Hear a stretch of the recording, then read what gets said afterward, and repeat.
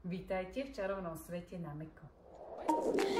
Ahoj, som tvoja Lalu. Dnes ti ukážem, ako z kúzlo motivácie podporiť tvoje dieťatko v rozvíjaní dôležitej zručnosti 6. mesiaca. A to je pivotácia. Začneme jemne a s citom. Dieťatko uložíme na našu mäkkú Lalu podložku a pomaly posúvame hračku po zemi, čím ho motivujeme k pohybu do strán. Pri každom kroku dbáme na to, aby brúško zostalo tesne nad podložkou, čo podporuje správne zapojenie dôležitých šikmých brušných svalov. Pamätaj, že prvé pohyby by mali byť do stran, nie vpred. Týmto spôsobom vytvoríme pevný základ pre ďalší motorický vývoj. Pivotáciu precvičujeme na obe strany, pomaly a plynulo, každý s ohľadom na potreby dieťatka, a keď už ovládame pivotáciu, môžeme s láskou a trpezlivosťou motivovať naše malé poklady k ďalšiemu kroku, a to je k šikmému sadu.